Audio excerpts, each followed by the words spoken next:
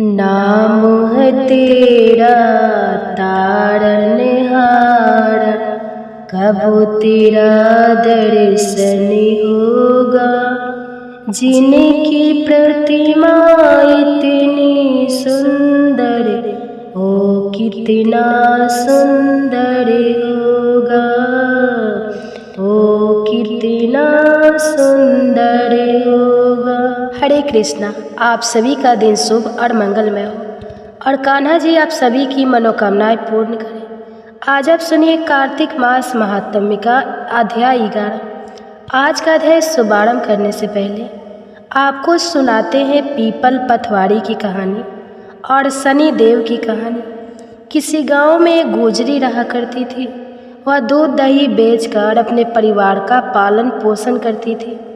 एक दिन उसने अपनी बहू को बुलाकर कहा कि बहू, जा आज तू यह दूध दही बेच कर आ। बहू दूध दही बेचने गई। रास्ते में उसने देखा कि कार्तिक मास में औरतें पीपल सींचने आई हुई हैं। वह उन्हें देखकर बैठ गई और औरतें से पूछने लगी कि तुम क्या कर रही हो। औरतों ने कहा कि हम पीपल महादेव की पथवाड़ी सींच रही है। बहू ने फिर पूछा कि अच्छा, ऐसा करने से क्या होता है। तब औरतों ने बताया कि ऐसा करने से अन्य धन की प्राप्ति होती है। अगर किसी का पति वर्षों से बिछड़ा हुआ है तब वह मिल जाता है। औरतों की सारी बात सुनकर वह गुजरी की बहू बोली कि तुम तो पानी से सींच रही हो, मैं तो दूध दही से सींचूंगी। अब गुजरी की बहू हर रोज आती और सारा दूध दही पीपल की पथवाड़ी को सींच कर चली जाती। उसकी सास उससे वापस लौटने पर हर रोज पैसों के बारे में पूछती तो वह कह देती कि माँ जी, कार्तिक का महीना ख़त्म होने दो, मैं सारे पैसे लाकर दे दूँगी। कार्तिक का महीना पूरा होने पर पूर्णिमा की तिथि आ गई। तब वह गुजरी की बहू पीपल की पथवाड़ी के पास धरना देकर बैठ गई। पीपल ने उसे पूछा कि तू यहाँ पर क्यों पड़ी हुई है। वह बोली कि मेरी सास दूध दही के पैसे आज मांगने वाली है, लेकिन मैंने तो पूरे महीने पीपल के पेड़ को दूध और दही से सींचा है, अब मुझे पैसे चाहिए। पीपल ने कहा मेरे पास पैसे नहीं हैं, यह भाटे डंडे पत्ते और पान पड़े हैं, यह सब ले जा और गुल्लक में ले जाकर रख देना। बहू घर पहुँची। घर जाने पर सास ने पूछा कि बहू बता, पैसे लाई है। बहू कहने लगी माँ जी लाई हूँ और मैंने गुल्लक में रख भी दिए हैं। सास ने गुल्लक खोलकर देखा तो उसकी आंखें फटी रह गई। गुल्लक में से हीरे मोती जगमगा रहे थे।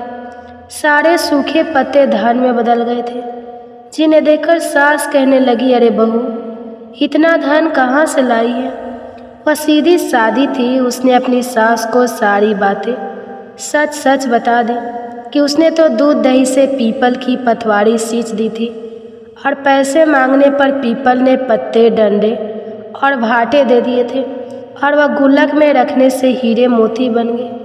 अब बहू की बात सुनकर सास बोली कि बहू, तब तो मैं भी पीपल की पथवाड़ी सींचने जाऊंगी। अब सास दूध दही तो बेच आती और दूध दही की हाड़ी धोकर पीपल की पथवाड़ी में रख आती थी। घर आकर वह अपनी बहू से कहती कि बहू चल तू मुझसे पैसे मांग। बहू कहती कि माँ जी, बहू भी सास से कभी पैसे मांगती है क्या। फिर सास के बार बार कहने पर आखिरकार बहू ने सास को पैसे लाने के लिए कहा। तो एक दिन पीपल के पास धरना देकर बैठ गए। पीपल ने सास को भाटे पत्ते डंडे और पान दे दिए और सास ने घर आकर गुल्लक में वो सब ले जाकर रख दिए। सास के कहने पर बहू ने गुल्लक फोड़ी तो देखा कि उसमें तो कीड़े मकोड़े चल रहे थे। बहू ने सास से पूछा कि माँ जी यह सब क्या है। सास कीड़ों को देखकर बोली कि पीपल पथवाड़ी ने तुझे धन दिया, लेकिन मुझे कीड़े क्यों दिए। इस पर सभी औरतें बोली कि तुम्हारी बहू ने सब कुछ सच्चे मन से किया था, लेकिन तुमने धन के लालच में आकर यह सब किया।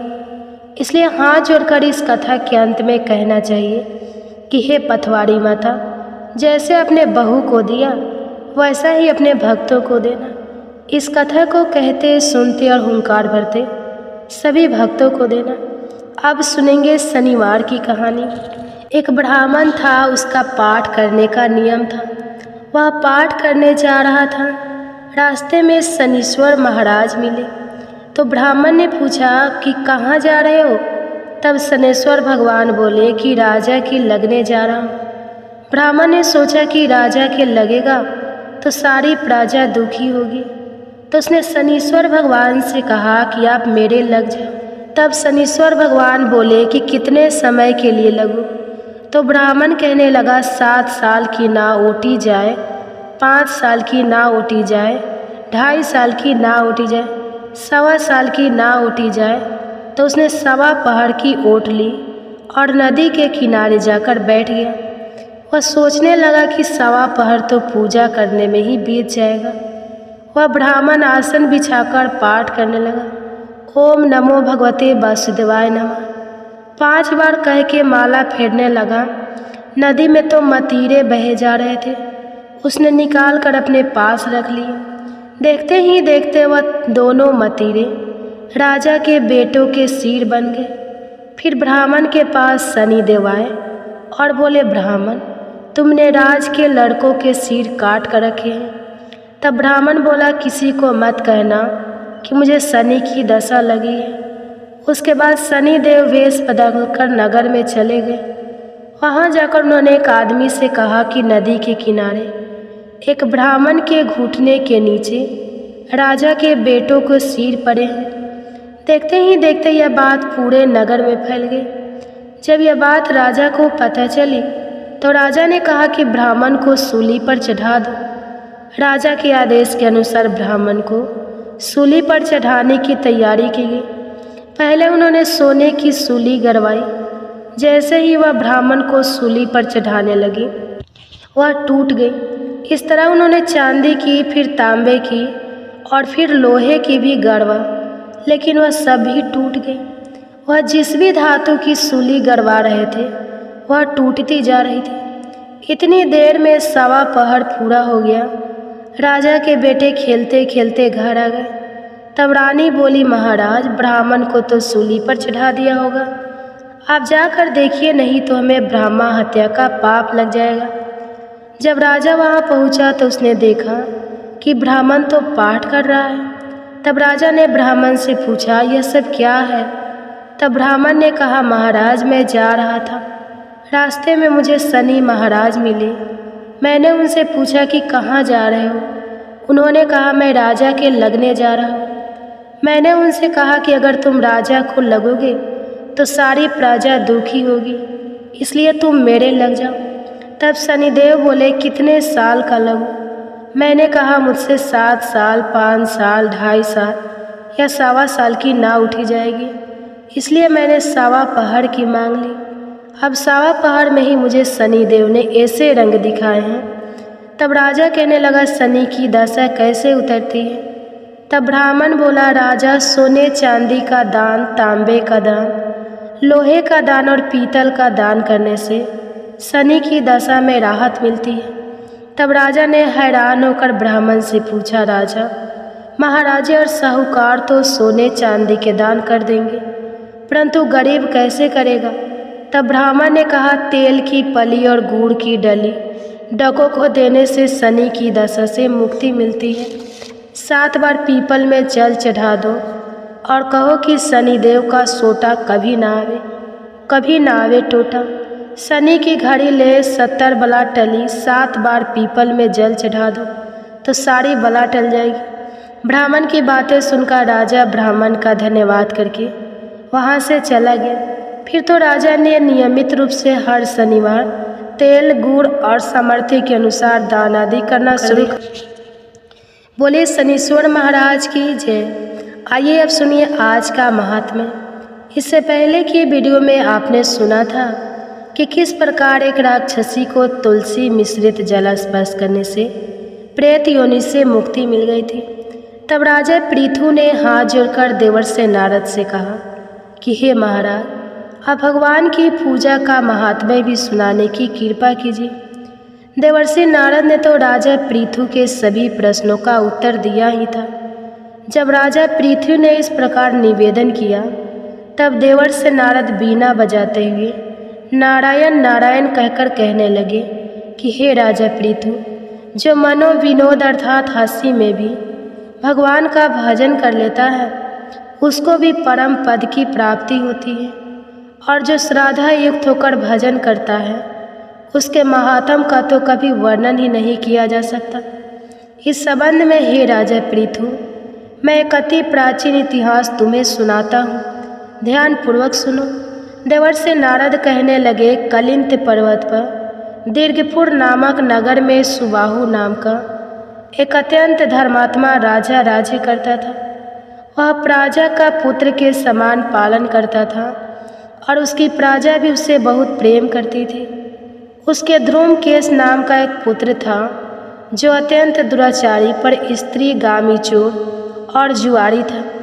पुत्र के दुराचरणों को देखकर राजा सुबाह ने उसे समझाने का अनेक बार प्रयास किया। उसे अनेकों बार प्रताड़क व किसी प्रकार नहीं माना। एक दिन खेलते हुए उसकी गेंद छोटी रानी के महल में जा गिरी। जब वह गेंद लेने के लिए महल में गया तो उसकी भी माता छोटी रानी उस पर मोहित हो गई और उन दोनों ने कामा होकर भोग विलास किया।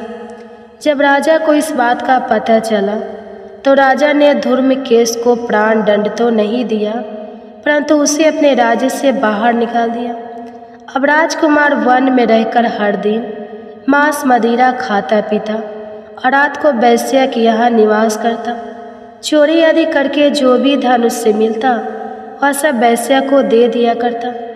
इस प्रकार अनेकों वर्ष बीत गए। एक समय वह भटकते भटकते वृंदावन में पहुँच गया।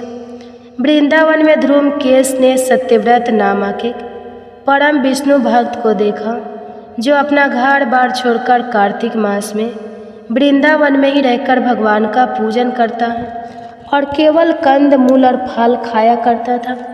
वह भक्त प्रतिदिन भगवान से प्रार्थना किया करता कि हे भगवान, इस दुख रूपी संसार में डूब रहे मुझ दीन की आप रक्षा कीजिए। मैं राधा जी सहित आपको बारंबार नमस्कार करता हूँ। प्रेम मग्न होकर वह भक्त कभी कभी रोने, कभी गाने तो कभी नाचने लगता था। धूम्रकेश ने उस भक्त का जब ये क्रियाएं देखी तो रात को वैश्या के घर आकर मिट्टी की एक मूर्ति बनाकर वैसे ही सब काम उसने भी किए जैसा वह विष्णु भक्त किया करता था।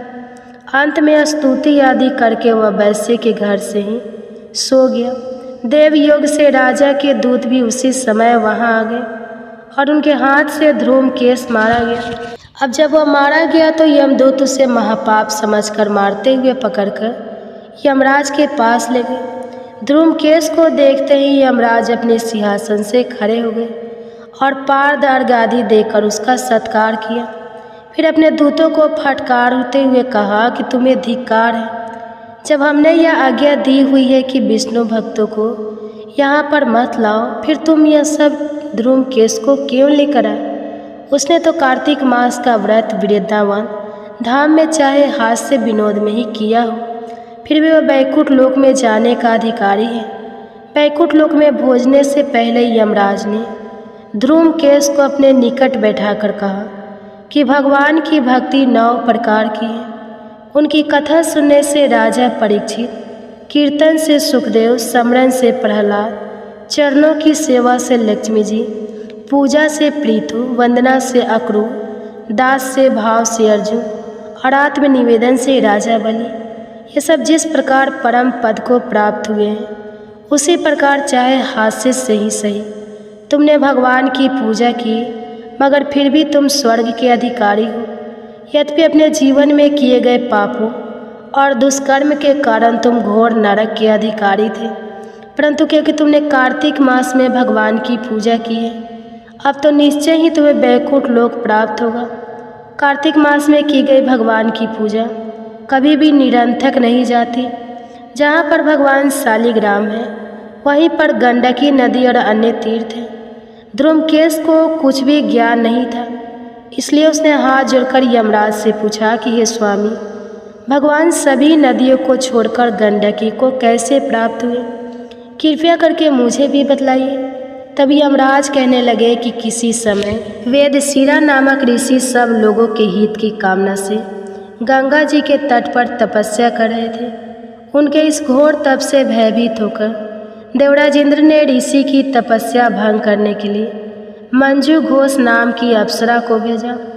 मंजू घोषा उस रमणीय स्थान में क्रीड़ा करते हुए अपने रूप और यौवन का प्रदर्शन करके हाव भाव दिखाने लगी।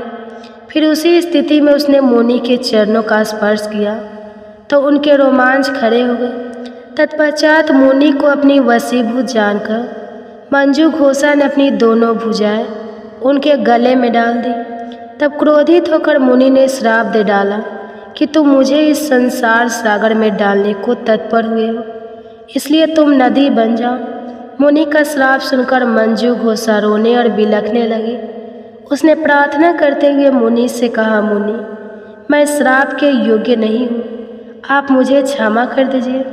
उसकी प्रार्थना से द्रवित होकर मुनि ने कहा कि जिस समय भगवान विष्णु वृंदा के श्राप वर्ष शिला रूप होकर तुम में अर्थात गंडकी में स्थिर होंगे, तब तुम भगवान को धारण करने वाली होगी। इस प्रकार मेरे द्वारा दिया गया यह श्राप तुम्हारे लिए वरदान से भी अधिक श्रेष्ठ सिद्ध हो जाएगा। अंत में यमराज ने कहा, हे राजकुमार, अब तुम विष्णु लोक को जाओ। तब ध्रुव के सुंदर विमान में बैठकर बैकुंठ लोक को चला गया और उसे वहाँ हरि चरणों में स्थान मिल गया। यह सब ध्रुव केश द्वारा कार्तिक मास में मात्र एक दिन पूजा करने का परिणाम था। यह कहकर नारद जी ने कुछ समय के लिए अपनी वाणी को विराम दिया।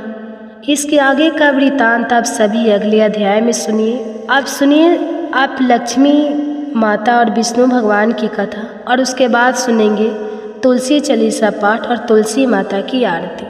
पुराणों और ग्रंथों में भगवान विष्णु को इस संसार का पालनहार कहा जाता है। त्रिमूर्ति के अन्य दो रूप भगवान श्री ब्रह्मा जी और भगवान शिव को माना जाता है। ब्रह्मा जी को जहाँ इस सृष्टि का निर्माता कहा जाता है, वही भगवान शिव को संहारकर्ता के रूप में और भगवान विष्णु को पालनकर्ता के रूप में पूजा जाता है। तो आइए एक ऐसी कथा को सुनते हैं जब भगवान विष्णु जी माँ लक्ष्मी जी की किसी बात पर रोने लगे थे। आखिरकार क्या था कारण, तो आइए सुनते हैं। कार्तिक मास में भगवान विष्णु और माँ लक्ष्मी की यह बड़ी ही सुंदर और अद्भुत कथा। पौराणिक कथा के अनुसार एक बार भगवान विष्णु जी शेष नाग पर बैठे बैठे उदास हो गए और उन्होंने मृत्यु लोक पर यानी कि धरती लोक पर जाने का विचार बना लिया। धरती पर जाने का मन बनाते ही विष्णु भगवान जाने की तैयारी में लग गए। अपने स्वामी को तैयार होता देखकर देवी लक्ष्मी ने उनसे पूछा, हे स्वामी, आप कहाँ जाने की तैयारियों में लगे हुए हैं? तब उत्तर में भगवान विष्णु ने कहा, हे लक्ष्मी, मैं धरती लोक पर घूमने जा रहा हूँ। यह सुनकर माँ लक्ष्मी जी का भी मन धरती पर जाने का हुआ और उन्होंने श्री हरि से इसकी आज्ञा मांगी। तब माँ लक्ष्मी द्वारा बार बार प्रार्थना करने पर भगवान विष्णु कहने लगे, तुम मेरे साथ चल सकती हो, लेकिन एक शर्त पर, तुम धरती पर पहुंचकर उत्तर दिशा की ओर बिल्कुल मत देखना, तभी मैं तुम्हें अपने साथ लेकर चल सकता हूँ। यह सुनते ही माँ लक्ष्मी ने हाँ कह दिया और विष्णु भगवान के साथ धरती लोक पर जाने के लिए तैयार हो गए। माँ लक्ष्मी जी और भगवान श्री विष्णु सुबह सुबह धरती लोक पर पहुँच गए। जब वे धरती लोक पर पहुँचे तब सूर्य देवता उदय ही हुए थे और रात्रि में बरसात हुई थी, जिस कारण चारों ओर हरियाली ही हरियाली थी। धरती बहुत सुंदर दिख रही थी, जिसके कारण माँ लक्ष्मी जी मंत्र मुग्ध होकर धरती के चारों तरफ देखने लगी और भूल गई कि पति को क्या वचन देकर आई है। अपनी नज़र घुमाते हुए उन्होंने कब उत्तर दिशा की तरफ देख लिया, उन्हें पता ही नहीं चला। मन ही मन इतना मुग्ध हो गई कि माँ लक्ष्मी ने जब उत्तर दिशा की तरफ देखा तो उन्हें एक सुंदर बगीचा नजर आया। उस ओर से भीनी भीनी खुशबू आ रही थी और उस बगीचे में बहुत ही सुंदर सुंदर और तरह तरह के फूल खिले हुए थे। फूलों को देखते ही माँ लक्ष्मी बिना सोचे समझे उस बगीचे में चली गई और एक सुंदर सा फूल तोड़कर ले आई फूल तोड़ने के बाद जैसे ही माँ लक्ष्मी जी भगवान विष्णु के पास वापस लौट कर आए, तब भगवान विष्णु की आंखों में आंसू थे। माँ लक्ष्मी जी के हाथ में फूल देखकर भगवान विष्णु कहने लगे, हे देवी, कभी भी किसी से बिना पूछे उसका कुछ भी नहीं लेना चाहिए। और साथ ही उन्होंने अपना दिया हुआ वचन भी देवी लक्ष्मी को याद दिलाया। तब माँ लक्ष्मी को अपनी भूल का आभास हुआ। उन्होंने भगवान विष्णु से इस भूल के लिए क्षमा याचना भी की, लेकिन भगवान श्री हरि ने कहा, हे देवी, तुमने जो भूल की है उसकी सज़ा तो तुम्हें अवश्य मिलेगी। जिस माली के खेत से तुमने बिना पूछे फूल तोड़ लिए हैं वह एक प्रकार की चोरी ही तो है। इसलिए अब तुम 3 वर्ष तक माली के घर नौकर बनकर रहो। उसके बाद मैं तुम्हें बैकुंठ लोक में वापस बुलाऊंगा। भगवान विष्णु का आदेश माँ लक्ष्मी ने चुपचाप सिर झुकाकर मान ली, जिसके बाद माँ लक्ष्मी ने एक गरीब औरत का रूप धारण किया और उसकी खेत के मालिक के पास पहुँच गई। माधव नाम के उस माली का एक झोपड़ा था, जहाँ माधव की पत्नी 2 बेटे और अपनी बेटियों के साथ रहा करती थी।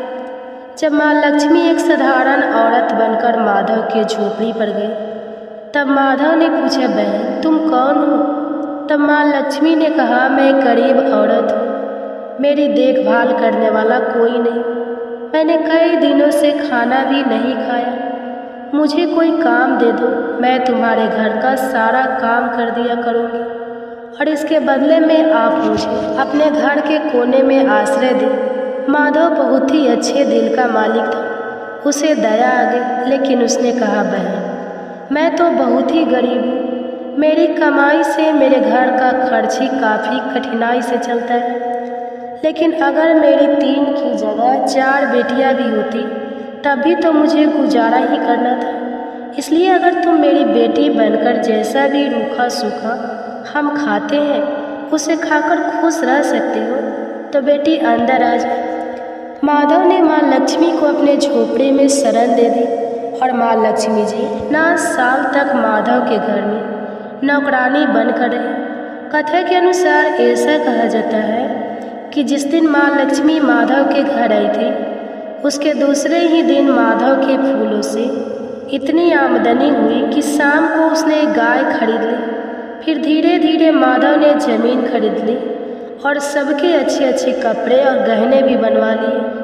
थोड़े समय बाद उसने रहने के लिए एक पक्का घर भी बनवा लिया। माधव हमेशा सोचा करता था कि मुझे यह सब इस महिला के आने के बाद ही मिला है और इसलिए बेटी के रूप में इसने तो मेरी किस्मत ही जगा दी। एक दिन माधव जब अपने खेतों में काम कर रहा था और काम समाप्त करके जब वह वापस आया तब उसने अपने घर के द्वार पर गहनों से लदी हुई एक देवी स्वरूप औरत को देखा। जब वह उनके पास गया तब उसे आभास हुआ कि यह तो मेरी मुँह बोली चौथी बेटी यानी कि वही औरत है। माधव एकदम हैरान था कि यह सब क्या हो रहा है। उसे कुछ समझ नहीं आया।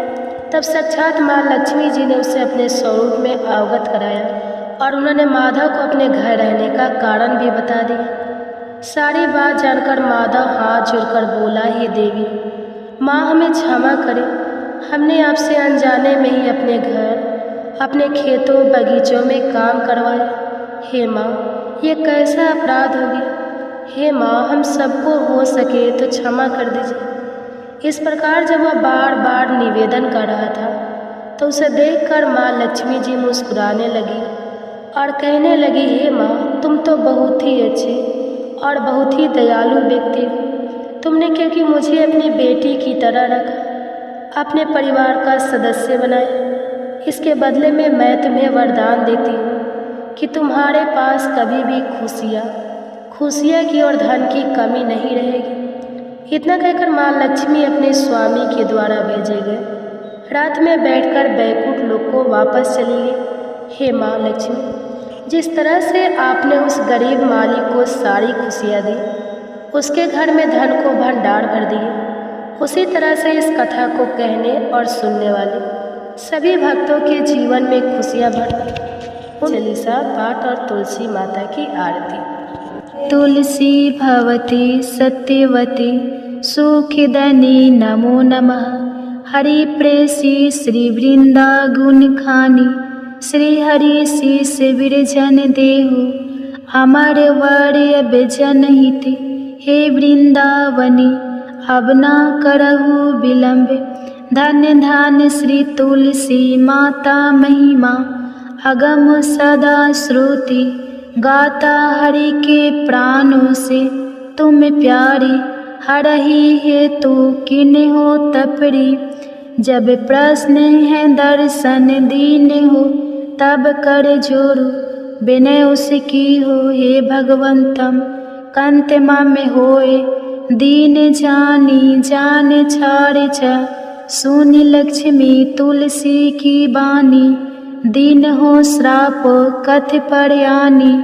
उस आयोगी वर मांगन हारी हो बीट पर तुम जर तनुधारी। सुनी तुलसी सपत ही माहु करहु वास तुनीचन। धामा दियो वचन हरि तब तत्काला सुनहु सुमुख जानी।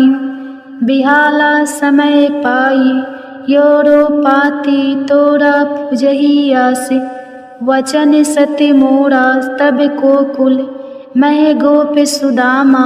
तू भई तुलसी दामा कृष्ण रास लीला के माही राधे सके प्रेम लाखी नाही। दियो श्राप तुलसी तत्काल नर लोक कहीं तुम जन्म हो।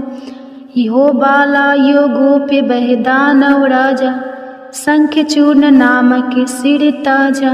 तुलसी भता सुखी नारी परम सती गुण रूप अगारे अस दवे कल्पवती। जब गए कल्प तृतीय जन्म तब भय हो वृंदा नाम भयो। तुलसी को असुर जलंधर नाम पति को कर अति बंद अतुर बल। धामा किन्हा शंकर से संग्रामा जब निज सने सहित शिव हारे। मरही ना तब कर हर की पुकारे। पतिव्रता वृंदा थी नारी को ना सके पति संग हारी। तब जलंधर ही भेष बनाई वृंदा ढीग हरि पहुँचो जा। शिव हित लही करी कपट प्रसंगा कियो सती त्वे धर्म तो ही भंगा भयो। जलंधर कर संग हारा सुनी पुरुषों के उपारा ही छन की दियो कपट। हरि तारी लखी वृंदा दुख गिरा उचार जलंधर जसे हते। अभीता सोई रावण दस हरहि सीता हास्य प्रस्तर सम हृदय। तुम्हारा धर्म खंडे माँ में पति सहारा यही कारण। लई श्राप हमारा होए तनुपासन। तुम्हारा सुनी हरि तुरंत ही वजन उचार दियो श्राप बीना। विचारो लखे नानी जी कर तू तपति को लन हियो। जब पार्वती को जरमति तू अस हो जर रूपा। जग मह तुलसी बिटपे अनूपा। धगवर रूप हर साली ग्रामा नंदी गंडक बिच लालामा। जो तुलसी दल हम ही चढ़ाई है सब सुख भोग परम पद पाई है। बिन तुलसी हरि जलत शरीरा अतिशय उठत शीस उड़े पीरा। जो तुलसी दल हरि सिर धारित सुसहस्त्र घट अमृत डारित। तुलसी हरि मन रंजन हारी रोग दोष दुख भंजन। हारी प्रेम सहित हरि भंजन निरंतर तुलसी राधा में नाही। अंतर व्यंजन हो 56 हो प्रकार बीन तुलसी दल ना हरहि। प्यारा सकल तीर्थ तुलसी तर छाही लह दे। मुक्ति जन संशय नाही कवि सुंदर एक हरि गुण गावत। तुलस ही निकट सहस गुने पावत।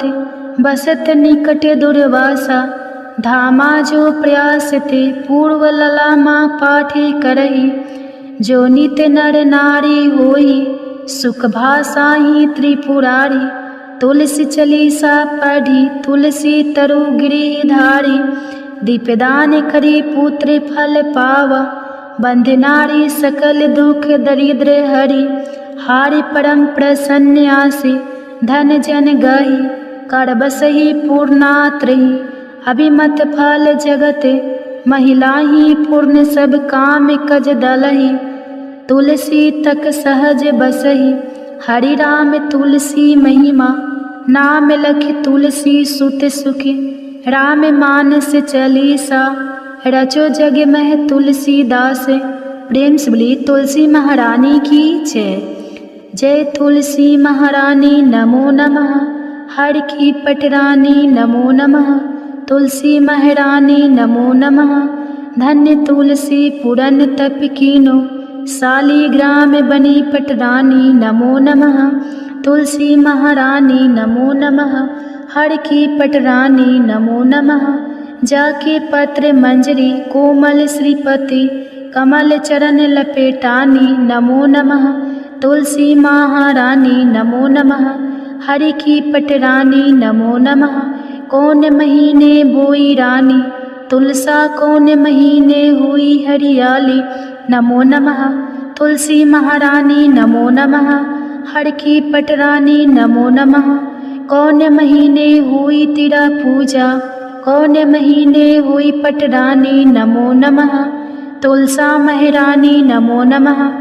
आषाढ़ मास में बोई रानी तुलसा। सावन महीने हुई हरियाली नमो नमः।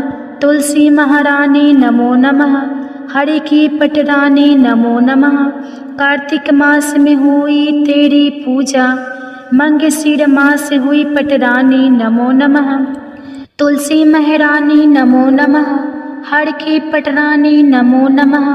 धूप दीप नैवेद्य आरती पुष्पन की वर्षा बरसानी नमो नमः। तुलसी महारानी नमो नमः। हरि की पटरानी नमो नमः। 56 भोग 36 व्यंजन बिन तुलसी हरि एक न मानी नमो नमः। तुलसी महारानी नमो नमः। हरि की पटरानी नमो नमः। जो तुलसी को सवेरे गाए श्री कृष्ण के दर्शन पाए नमो नमः। तुलसी महारानी नमो नमः। हर की पटरानी नमो नमः। जो तुलसी को दोपहर गाए खीर खांड का भोग लगाए नमो नमः। तुलसी महारानी नमो नमः। हरि की पटरानी नमो नमः। जो तुलसी को सांझ को गाए श्री कृष्ण की आरती उतारे नमो नमः। तुलसी महारानी नमो नमः। हरि की पटरानी नमो नमः। जो तुलसी को रात को गाए श्री कृष्ण के चरण दबाए नमो नमः। तुलसी महारानी नमो नमः। हरि की पटरानी नमो नमः। सब सखी मैया तेरा यश गावे भक्ति दान दीज महारानी नमो नमः। तुलसी महारानी नमो नमः। हरि की पटरानी नमो नमः। तुलसी महारानी नमो नमः। हरि की पटरानी नमो। एक बार की बात है, राधा रानी को एक सर्प ने काट लिया। राधा जी की सारी सखियाँ दौड़ी दौड़ी माँ के पास आई और कहने लगी, माँ चलकर अपनी बेटी को देखो, एक काले सांप ने उसे डस लिया है। और राधा के सिर से दोनी गिर गई और वह बेहोश हो गई। अब इसके विष को उतारने के लिए किसी गुनी को बुलाना पड़ेगा। माँ ने सुना तो डर गई और रोते रोते राधा जी को अपने हृदय से लगा लिया। एक सखी कहने लगी, माँ यदि राधा जी को ठीक करना है तो श्री कृष्ण जी को बुला ला। अगर कृष्ण जी आ जाएंगे तो राधा जी तुरंत ही जीवित हो जाएंगी, क्योंकि श्री कृष्ण करुण है। तीनों लोकों में उनसे श्रेष्ठ कोई नहीं है। सूरदास जी बता रहे हैं कि राधा रानी को ठीक करने के लिए आज कृष्ण जी को बुलाया जा रहा है। अब राधा रानी की सखिया कृष्ण जी की मैया यशोदा के पास आई और कहने लगी, मैया तुम्हारा कृष्ण सांप के विष को मंत्रों से उतारने वाले गरुड़ है। आप अपने पुत्र को हमारे साथ भी तो राधा रानी को काले सांप ने डस लिया है। मैया यशोदा ने सुना तो सुनकर मुस्कुराने लगी कि अभी थोड़ी देर पहले तो राधा मेरे घर आई थी। राधा रानी की मूर्छा के मूल कारण को समझकर मैया यशोदा चुप हो गई और सखियों को अपने हंसने का कारण नहीं बताया। अब मैया यशोदा कान्हा जी को पुकारने लगी, कहने लगी, कान्हा, राधा के यहाँ कृति नाम की ग्वालिन तुम्हें बुलाने आई थी, तुम वहाँ चले जाओ।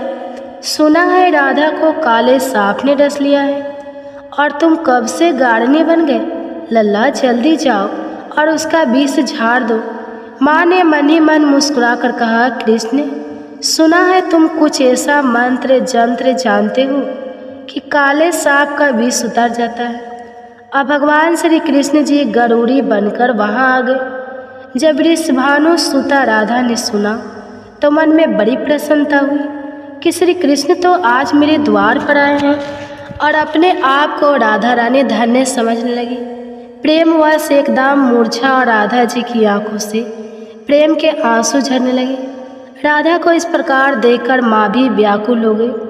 वे समझने लगी कि राधा के एक एक अंग में विष का गहरा प्रभाव हो गया है, और अब तो माँ रोती व्याकुल होकर इधर उधर फिर रही है। वे अपनी पुत्री को बार बार गले लगाती और फिर राधा रानी की दशा देखकर पानी पानी हो रही है। श्री कृष्ण के आने की खबर पाकर माँ दौड़ कर आई, कान्हा जी के पैरों को पकड़कर कहने लगी, हे मोहन, मेरी लाडली बेटी राधा बहुत ही व्याकुल है, कृपा करके इसे ठीक कर दो।